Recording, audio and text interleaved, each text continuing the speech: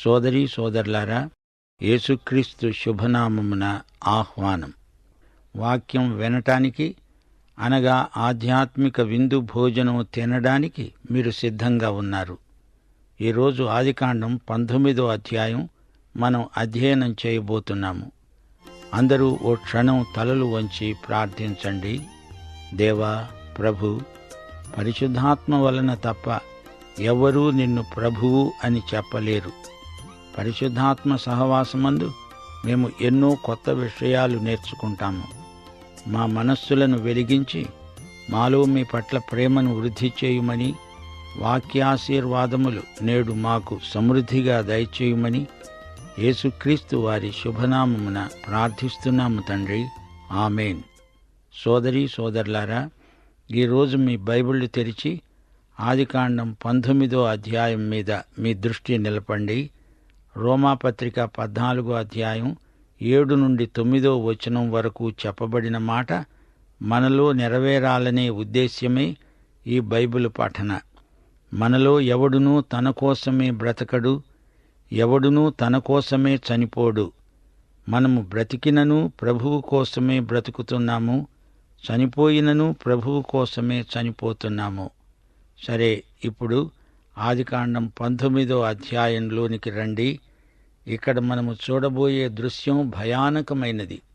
సొదొమ గొమొర్రాలలో జరిగిన పాపాలకు గాను ఆ జంట నగరాలకు దేవుడు కఠిన శిక్ష విధించబోతున్నాడు. అక్కడి పాపాలు విపరీతమైనవి, హేయమైనవి, ఘోరమైనవి.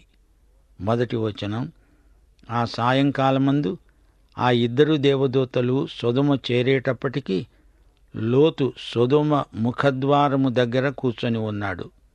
లోతు వారిని చూచి వారికి ఎదురు వెళ్ళి వారికి సాష్టాంగ నమస్కారం చేసి అన్నాడు, నా ప్రభువులారా, దయచేసి మీ దాసుని ఇంటికి వచ్చి రాత్రి వెళ్ళబుచ్చి కాళ్ళు కడుక్కోండి.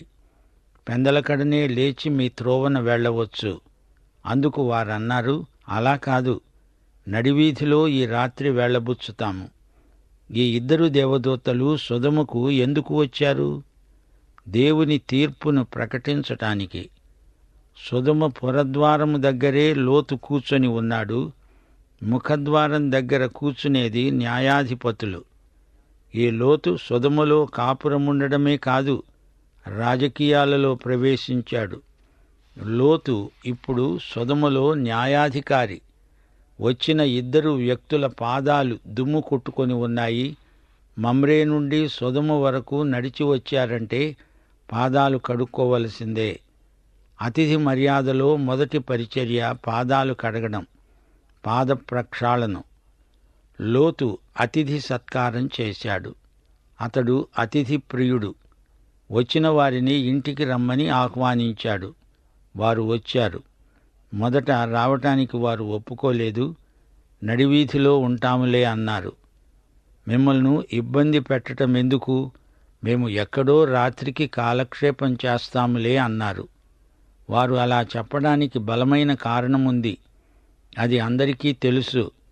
అయినా లోతు మిక్కిలి బలవంతము చేసినప్పుడు వారు అతని వైపునకు తిరిగి అతని ఇంట ప్రవేశించారు. అతడు వారికి విందు చేసి పొంగని రొట్టెలు కాల్చగా వారు భోంచేశారు. అంతకుముందే వారు అబ్రహాము ఇంటిలో విందు భోజనం చేసి ఇక్కడికి వచ్చారు. లోతు కూడా వారికి విందు చేశాడు. ఈ రాత్రికి ఎక్కడో వీధిలో ఉంటాము అన్నారు గాని ఆ ఊరు నేర చరిత్రకు ప్రసిద్ధి. అలా రాత్రిళ్ళు బయట ఉండడం అపాయకరం, ప్రాణానికి ముప్పు. అందుకని లోతు వారిని బలవంతం చేసి ఇంటికి తీసుకువెళ్ళాడు. సొదొమ గొమొర్రాల పట్టణ నాగరికత పాపభూయిష్టమైనది. రాత్రిళ్ళు ప్రజలు ఒంటరిగా ప్రయాణం చేయడం ప్రమాదకరం. దుండగాలు, మానభంగాలు, హత్యలు, దోపిడీలు, కేకలు, అల్లర్లు, శాంతి లేదు, సమాధానము లేదు. అలాంటి పట్టణంలోకి వచ్చిన అతిథులను నిరాశ్రయులనుగా విడువకూడదు. అది మర్యాద కాదు. వారు పండుకొనక ముందు ఆ పట్టణస్థులు అనగా సొదొమ మనుష్యులు, బాలురు, వృద్ధులు, ప్రజలందరూ నలుదిక్కుల నుండి కూడివచ్చి ఆ ఇంటిని చుట్టుముట్టారు. వారు లోతును పిలిచి అన్నారు, ఈ రాత్రి నీ వద్దకు వచ్చిన మనుషులు ఎక్కడా? మేము వారిని కూడుతాము, వారిని వెలుపలికి తీసుకురా. చూచారా, ఈ పట్టణం ఎంతగా దిగజారిపోయిందో, నైతిక భ్రష్టత్వం ఎంతవరకు వచ్చిందో చూడండి. సొదొమ పాపం అని ఈ విధమైన పాపానికి అదే పేరు స్థిరపడిపోయింది. సొదొమ అంటేనే ఈ పాప రోగం స్ఫురణకు వస్తుంది. పురుష సంయోగం అనేది సొదొమలోని ప్రత్యేక పాపం. ఈ పాపానికి సొదమీయులు పట్టం కట్టారు. దేవుని వాక్యం ఈ పాపాన్ని ఖండిస్తుంది, నిరసిస్తుంది. దీని యొక్క నీచ గుణాన్ని బట్టబయలు చేస్తుంది. మొదట లోతు ఈ పట్టణంలో ప్రవేశించినప్పుడు అది ఎలాంటి స్థలమో అతనికి తెలియదు. అక్కడి ప్రజల జీవితాలు అపసవ్య ధోరణిలో ఉన్నాయి. సొదొమలో అతడు గుడారం వేసుకున్నప్పుడు ఆ ఊరి అందచందాలు చూచి లోతు ఎంతో ఆకర్షితుడయ్యాడు. అక్కడి మనుషులు ఎలాంటి వారో అది కూడా అతనికి తెలియదు. తుట్టతుదకు దేవుడు ఆ పట్టణంలోని పాపం పెచ్చరిల్లినందుకు దానిని శిక్షించబోతున్నాడు. ఈ రోజున ప్రజలలో పాపమును గురించి తేలిక అభిప్రాయముంది. పాపంలోని నలుపును తెలుపుగా మారుస్తున్నారు నేటి నాగరికులు. దేవుని సంఘం కూడా ఈ విషయంలో లోకంతో రాజీ పడడం గమనార్హం. లోకంతో రాజీపడిన క్రైస్తవులు దేవునికి విరోధులవుతారు. లోకస్నేహము దేవునికి విరోధమని బైబిలు చెబుతోంది. దేవుని బిడ్డ పాపం చెయ్యలేడు, పాపంలో అసలే కొనసాగలేడు. అది నైతికంగా అసాధ్యం. సొదొమ నాగరికత దేవుని నైతిక ప్రమాణాలకు కేవలం వ్యతిరేకం. రోమాపత్రిక 6వ అధ్యాయం 1-2 వచనాలలో పౌలు అన్నమాట జ్ఞాపకం చేసుకోండి. పాపం విస్తరించే చోట కృప అపరిమితముగా విస్తరిస్తుంది. అలాగని పాపమందు నిలిచి ఉంటామా? అట్లనరాదు. క్రైస్తవ విశ్వాసివై పాపములో నిలిచి ఉండడమనేది గొప్ప తప్పిదం. అది ఘోర పాపం. పాపం చేస్తూ దాన్ని గురించి తేలికగా చులకనగా మాట్లాడడం మరీ గొప్ప నేరం. సొదొమ గొమొర్రాలలో ఇదే తంతు జరుగుతోంది. దేవుడు ఈ 2 పట్టణాలను పూర్తిగా ధ్వంసం చేశాడు. ఆదికాండంలో సంగతులు ఆ కాలానికి చెందినవి. అవి అప్పటి అభిప్రాయాలు. ఇప్పుడు మేము నాగరికులం, మాకు దేవుణ్ణి గురించి లోతైన పరిజ్ఞానముంది అనుకుంటే అది కేవలం భ్రమ. దేవుడు పాపాన్ని అప్పుడు గాని ఇప్పుడు గాని క్షమించడు. యేసు పాపులకు స్నేహితుడు నిజమే కాని ఆయన వారి పాపాలను పరిహరించటానికే వారితో స్నేహం చేస్తాడు. యేసు దగ్గరికి వచ్చిన వేశ్యలు సైతం పరివర్తన చెంది మహాభక్తురాండ్రైపోయారు, పూర్తిగా మారిపోయారు. ఆయన దగ్గరికి వచ్చిన సుంకరులు పరిశుద్ధులైపోయారు, పరివర్తన చెందారు. వంకర టింకర మార్గాలు సరళమయ్యాయి. క్రీస్తు దగ్గరికి వచ్చిన వారు మారటం నిజం. నీవు నేను ఎవరైనా యేసు స్పర్శ చేత పూర్తిగా మారిపోతారు. ఇది ఎంత ఆధునిక యుగమైనా నవతరమైనా సొదొమ గొమొర్రా కుసంస్కృతి ప్రచారంలో ఉంది. సరే, ఇప్పుడు లోతు ఇంట్లో ఏమి జరిగిందో వినండి. లోతు వెలుపలి ద్వారము నొద్దనున్న వారి దగ్గరికి వెళ్ళి తన వెనుక తలుపు వేసి అన్నాడు, అన్నలారా, ఇంత పాతకము కట్టుకోకండి. ఇదిగో, పురుషుని కూడని 2 కుమార్తెలు నాకున్నారు. సెలవైతే వారిని మీ వద్దకు వెలుపలికి తెస్తాను. వారిని మీ మనసు వచ్చినట్లు చేయండి. ఈ మనుషులు నా ఇంటి నీడకు వచ్చి ఉన్నారు గనుక వారిని మీరేమీ చేయకూడదు. వారు నీవవతలికి పో అన్నారు. లోతుకు సొదొమీయుల సంగతి బాగా తెలుసు. ఇది అతనికి కొత్తేమీ కాదు. సొదొమలో లోతు ఎంతో కాలం కాపురమున్న మనిషి. అయితే తన ఇంట ఉన్న అతిథులకు ఎట్టి పరిస్థితిలోనూ అమర్యాద జరగకూడదు. ఈ 2 అతిథులను సగౌరవంగా పంపించాలనే ఉద్దేశ్యంతో తనకు కీడైనా దాన్ని ఒప్పుకుంటున్నాడు. తన కుమార్తెలనే అవినీతికి బలిపెట్టాలని చూస్తున్నాడు. వారు లోతును అవతలికి పొమ్మన్నారు. పైగా వారు ఏమన్నారంటే, వీడెవడో మనలోనికి ప్రవాసిగా వచ్చి తీర్పరిగా ఉండాలని చూస్తున్నాడు. ఇదిగో, వారికంటే నీకు ఎక్కువ కీడు చేస్తాము, జాగ్రత్త అని బెదిరించారు. వారందరూ లోతు అనే ఆ మనుష్యుని మీద దొమ్మీగా పడి తలుపు పగలగొట్టడానికి సమీపించారు. లోతు రాజకీయాలలో ప్రవేశించినట్లు తెలుస్తోంది. అయితే ఆ మనుష్యులు తమ చేతులు చాపి లోతును ఇంటిలోనికి తమ వైపునకు లాక్కొని తలుపు మూసేశారు. అప్పుడు వారు పిన్నలు మొదలుకొని పెద్దవారి వరకు ఆ ఇంటి ద్వారము దగ్గర ఉన్నవారికి కనుమబ్బు కలుగచేయగా వారు ద్వారము కనుగొనలేక విసిగిపోయారు. లోతు ఇంటికి వచ్చిన అతిథులు అతణ్ణి కాపాడి ఉండకపోతే వారిని, లోతును ఈ ప్రజలు చంపేసేవారే. సొదొమ వారు అదే దురుద్దేశ్యంతో వచ్చారు. అప్పుడు ఆ మనుషులు లోతుతో అన్నారు, ఇక్కడ నీకు మరి ఎవరున్నారు? నీ అల్లుళ్లను, కుమారులను, కుమార్తెలను, ఈ ఊరిలో నీకు కలిగిన వారినందరినీ వెలుపలికి తీసుకురా. మేము ఈ చోటును నాశనం చేయడానికే వచ్చాము. దానిని గూర్చిన మొర యెహోవా సన్నిధిలో గొప్పది అయింది గనుక దాన్ని నాశనం చేయడానికి యెహోవా మమ్ములను పంపాడు. లోతు బయటికి వెళ్లి తన కుమార్తెలను, పెళ్లాడనై ఉన్న తన అల్లుళ్లతో మాట్లాడి అన్నాడు, లెండి, ఈ చోటు విడిచిపెట్టి రండి. యెహోవా ఈ పట్టణమును నాశనము చెయ్యబోతున్నాడు. లోతు తన అల్లుళ్ల దృష్టికి ఎగతాళి చేసేవాని వలె కనిపించాడు. చూచారా, లోతు ఎలాంటి దయనీయ స్థితిలో ఉన్నాడో. ఈ దుర్మార్గాన్ని ప్రతిరోజు చూస్తూ అది చెడుగు అని తెలిసినా దాన్ని నిరోధించడానికి ఎట్టి ప్రయత్నమూ చేయలేదు. ఉదాసీనంగా చూస్తూ మనస్సును నొప్పించుకుంటూ కాలం గడిపాడు. కొడుకులు, కూతుండ్లు ఇలాంటి పరిసరాల్లోనే పెరిగారు. నైతిక ప్రమాణాలు మంట కలిసిపోయాయి. తీరా ప్రభువు ఈ పట్టణాన్ని విడిచి బయటికి రమ్మంటే అల్లుళ్ల దగ్గరికి వెళ్లి ఈ సంగతి చెబితే వారు ఈయనను చూచి పకపక నవ్వారు. ఏదో వేళాకోళానికి ఇలా అంటున్నాడులే అనుకున్నారు. లోతు దేవుని చిత్తము నుండి వైదొలిగాడు. లోతు సాక్ష్యం కాస్తా పోయింది. ఇప్పుడు తను దేవుణ్ణి గురించి ఏమి చెప్పినా అది ఏదో తమాషా అనిపిస్తోంది. అతని మాటలు వారు నమ్మటం లేదు. లోతు బొత్తిగా లౌకికుడై బతికి ఇప్పుడు దేవుడు దేవుడు అంటే అతని అల్లుళ్లకే నమ్మకం కుదరటం లేదు. ఇక బయటి వాళ్లు ఎలా నమ్ముతారు? ఇంట గెలిచి రచ్చగెలవాలి. అంత పెద్ద పట్టణంలో అన్నాళ్లు ఉండి పట్టుమని 10 మందిని కూడా రక్షించలేకపోయాడు లోతు. ఈ రోజున కూడా ఇదే సూత్రం పనిచేస్తోంది. నీవు ప్రజాసామాన్యము యొక్క అంతస్తుకు దిగి మాట్లాడితే ప్రజలు నీ మాటలు నమ్మరు. ఎవరూ రక్షించబడరు. ఇది నిజం. లోతును గురించి భక్త పేతురు చెప్పిన మాటలు ఎంతైనా సహేతుకమైనవి. 2 పేతురు 2వ అధ్యాయం 6-8 వరకు.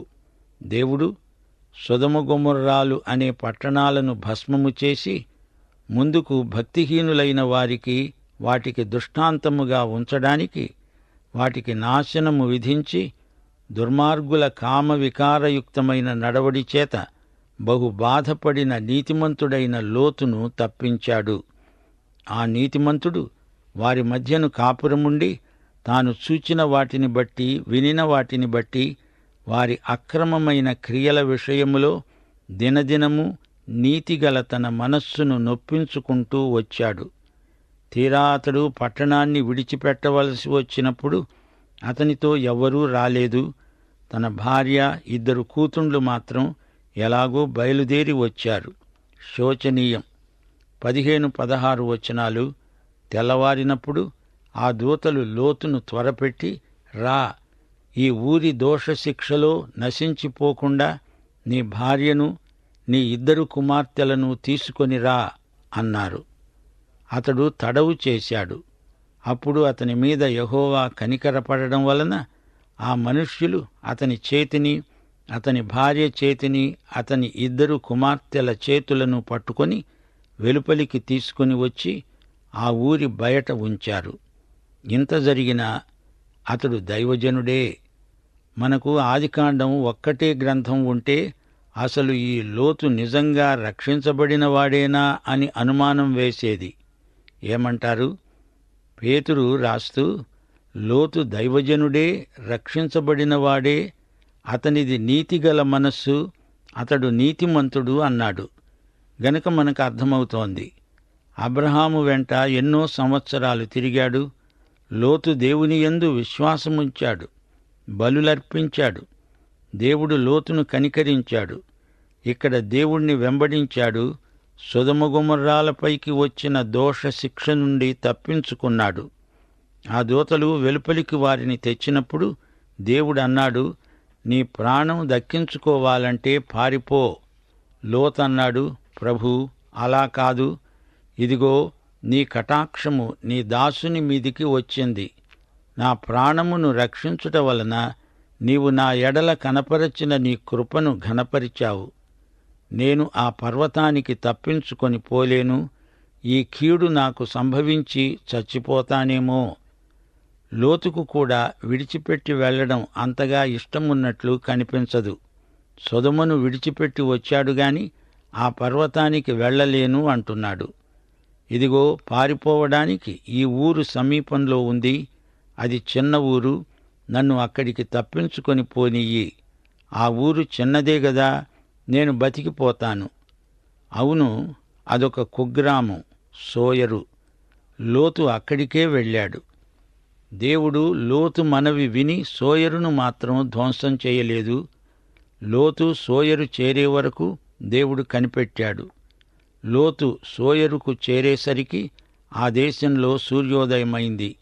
అప్పుడు యెహోవా సొదొమ మీద, గొమొర్రా మీద గంధకాన్ని, అగ్నిని ఆకాశం నుండి కురిపించి ఆ పట్టణాలను, వాటియందు నివసించిన వారినందరినీ, నేల మొలకలను నాశనం చేశాడు. అయితే లోతు భార్య అతని వెనుక నుండి తిరిగి చూచి ఉప్పు స్తంభమైంది. సోదరీ సోదరులారా, చాలామంది ఈ వచనాన్ని అపార్థం చేసుకుంటున్నారు. శ్రీమతి లోతు అసలు ఎందుకు వెనక్కు చూచింది? దీనికి 2 కారణాలున్నాయి. మొదటి కారణం, ఆమెకు సొదొమను విడిచిపెట్టిపోవడం ఇష్టం లేదు. ఆమె సొదొమను ఎంతో ప్రేమించింది. అయితే తన భర్త అయిన లోతును కూడా ప్రేమించింది. అందులో సందేహం లేదు. అయితే సొదొమను ఎక్కువ ప్రేమించింది. అది ఆమెలో ఉన్న బలహీనత. ఆమె సొదొమలో ఉంటూ అనేక వ్యాసంగాలు పెట్టుకున్నది. ఆమెకు ఎన్నో గొప్ప పరిచయాలున్నాయి. ఎన్నో స్త్రీ సమాజాలలో ఆమెకు సభ్యత్వం ఉంది.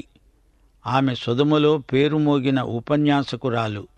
సాంఘిక సేవా కార్యక్రమాలలో ఎన్నెన్నో బాధ్యతలున్నాయి. ఎలా వదిలిపెట్టి రావాలి?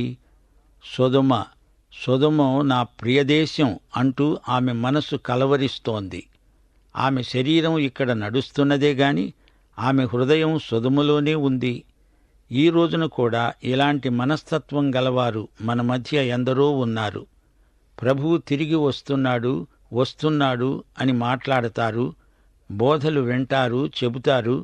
కాని ఆయన వస్తాడు అనే తీవ్రత వారి వైఖరులలో, పనులలో కనిపించదు. ఆదివారం ఉదయం ఇల్లొదిలిపెట్టి రారు. ఆదివారం సాయంకాలం ఏవేవో కాలక్షేపాలు, విందులు, ఫలహారాలు ఉంటాయి. ఎన్నెన్నో సాంఘిక కార్యక్రమాలు. తీరికే ఉండదు. అయితే ఒక్క మాట, ప్రభువే గనక ఈ నిమిషాన వస్తే ఇవన్నీ వదిలిపెట్టక తప్పదే. దానికేమంటారు? అకస్మాత్తుగా వీటిని ఎలా వదిలించుకుంటారు? అందాక ఎందుకు? సోదర విశ్వాసీ, ప్రభువు నిన్ను ఇప్పుడు పిలిచి వచ్చేసేయమంటే వెళ్ళిపోక తప్పుతుందా చెప్పు? వెళ్లడం ఇష్టం లేదా? లోతు భార్యను జ్ఞాపకం చేసుకోండి. ఏ నిమిషమైనా వెళ్ళిపోవడానికి సిద్ధంగా ఉండండి. లోతు భార్య వెనక్కు తిరిగి చూచి ఉప్పు స్తంభమైపోయింది. ఆమె వెనక్కు తిరిగి చూడడానికి మరో కారణం ఉంది. ఆమె దేవుని మాట నమ్మలేదు. దేవుడు తేటగా చెప్పాడు, వెళ్ళిపో, వెనక్కు చూడవద్దు. లోతు వెనక్కు చూడలేదే. తన భర్త వెనక్కు చూడనప్పుడు తనెందుకు చూచింది? శ్రీమతి లోతు దేవుని మాట నమ్మలేదు. ఆమె విశ్వాసి కాదు. దేవుని మాట విననివారు, ఆ ప్రకారం చెయ్యనివారు విశ్వాసులెలా అవుతారు? కారు. అందుకే ఆమె ఉప్పు స్తంభమైపోయింది. విశ్వాసులు లోకానికి ఉప్పు, అల్ప విశ్వాసులు అవిశ్వాసులు ఉప్పు స్తంభాలు. కొన్ని సంఘాలు ఉప్పు స్తంభాల మేడలు. ప్రభువు హెచ్చరిక: లోతు భార్యను జ్ఞాపకం చేసుకో. లోతును కాదు. తెల్లవారింది. అబ్రహాము లేచి తాను యెహోవా సన్నిధిని నిలిచిన చోటికి వచ్చి సొదొమను గొమొర్రాను చూచాడు. ఆ మైదానపు ప్రదేశం యావత్తూ చూచాడు. అల్లదిగో, ఆ ప్రదేశపు పొగ ఆవము పొగవలే లేస్తూ ఉన్నది. దేవుడు ఆ మైదానపు పట్టణాలను పాడు చేసినప్పుడు దేవుడు అబ్రహామును జ్ఞాపకం చేసుకొని లోతు కాపురమున్న పట్టణాలను నాశనం చేసినప్పుడు ఆ నాశనము మధ్యన లోతు నశించకుండా అతణ్ణి తప్పించాడు. ఇక ఈ అధ్యాయంలో 30 నుండి 38 వచనం వరకు చీకటి గాథ. లోతు చేసిన పాడు పనికి వ్యాఖ్యానం ఒకే మాట. రక్షించబడి కూడా ఘోర పాపం చెయ్యటం కంటే చావటం మేలు కాదా? సొదొమ గొమొర్రాల మూలకంగా లోతు తన ఆత్మను తప్ప అంతా పోగొట్టుకున్నాడు. అన్నిటినీ మించి తన సాక్ష్యం పోగొట్టుకున్నాడు. దీన్ని ఏమనాలి? ఇంత బ్రతుకు బతికి తన స్వంత జీవితంలోని పాపాన్ని తను పసికట్టలేకపోయాడు. అతనిలో మాంద్యం ప్రవేశించింది. సోదరుడా, సోదరి, విశ్వాసి, ఇక్కడ నీకు నీవే తీర్పు తీర్చుకోవడం జరగకపోతే రేపు లోకంతో పాటు నీకు శిక్షావిధి కలుగుతుంది. జాగ్రత్త. అసలేం జరిగిందంటే, లోతు తన 2 కుమార్తెలతో ఆ పర్వతం మీద నివసించాడు. వారు ఒక గుహలో నివసించారు. అక్కా చెల్లెళ్ళు కలిసి కూడబలుక్కొని అవాచ్యమైన పని చేశారు. పైగా లోతు తాగాడు, వారు తాగించారు. ఈ 2 కుమార్తెల దుశ్చర్యల మూలకంగా 2 మూలపురుషులు పుట్టారు: మోయాబు, బెన్నమ్మి.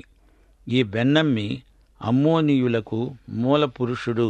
మోయాబీయులు, అమ్మోనీయులు ఈ 2 జాతులు చరిత్రలోకి ఎక్కినవి. మనుష్యుడు ఎంత నీచానికైనా దిగజారగలడు అనడానికి లోతు జీవితంలోని చరమ ఘడియలు మనకు హెచ్చరిక చేస్తాయి. ఇంతా జరుగుతూ ఉండగా అబ్రహాము ఎలా ఉన్నాడు? పొద్దున్నే నిద్రలేచి అబ్రహాము సొదొమ వైపు చూచాడు. అబ్రహాము తన హృదయంలో ఎంతో శోకించాడు. లోతు అసలు తప్పించుకొని వెళ్ళాడో లేదో అతనికి తెలియదు. అయితే ఈ వార్త ఆ తరువాత అతనికి తెలిసి ఉంటుంది. దూరం నుంచి భస్మీపటలమై దగ్ధమై ధ్వంసమైపోయిన సొదొమ గొమొర్రాలను చూచినప్పుడు లోతును గురించి ఎంతో బాధపడి కన్నీరు కార్చి ఉంటాడు అబ్రహాము. జంట నగరాలలో అబ్రహాము ఏమీ వ్యాపారం పెట్టుబడి పెట్టలేదు. ఆ విషయంలో అతనికేమీ నష్టం లేదు. గాని ఎన్ని ఆత్మలు నశించాయో చూచి అతని గుండె సంతాపం చెందింది. విశేషించి తన స్వంత సోదరుని కుమారుడు లోతు ఏమైపోయాడో ఏమో. అబ్రహాముకు సొదొమ వ్యామోహం లేదు, బొత్తిగా లేదు. లోకాశలు లేవు. 1 యోహాను 2వ అధ్యాయం 15వ వచనం మనకెంతో అవసరమైన వచనం.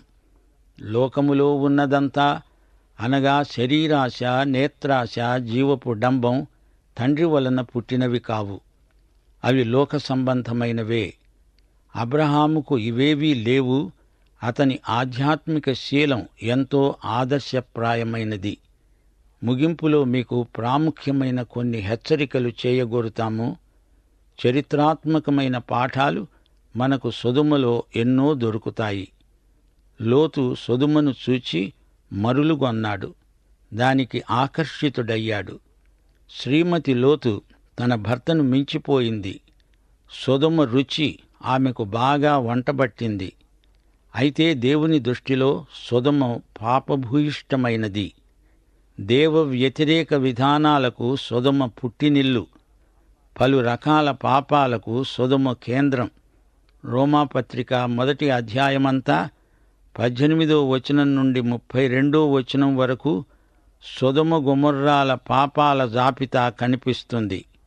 భక్తిహీనత, దుర్నీతి, అవివేక హృదయం, దురాశ, శరీర దుర్వినియోగం, అపవిత్రత, తుచ్చమైన అభిలాషలు, స్వాభావిక విరుద్ధమైన లైంగిక అభ్యాసాలు, పురుష సంయోగం, కామతప్త వైఖరులు, భ్రష్ట మనస్సు, దుష్టత్వం, లోభం, ఈర్ష్య, మత్సరం, నరహత్య, కలహం, కపటం, వైరం ఇవన్నీ సొదొమ గొమొర్రాల జీవిత విధానాన్ని చూపే పెద్ద జాబితా. అక్కడి మనుషులో కొండెగాండ్రు, అపవాదకులు, దేవద్వేషులు, హింసకులు, అహంకారులు, బింకాలాడేవారు, చెడ్డవాటిని కల్పించేవారు, తల్లిదండ్రులకు అవిధేయులు, అవివేకులు, మాట తప్పేవారు, అనురాగరహితులు, నిర్దయులు.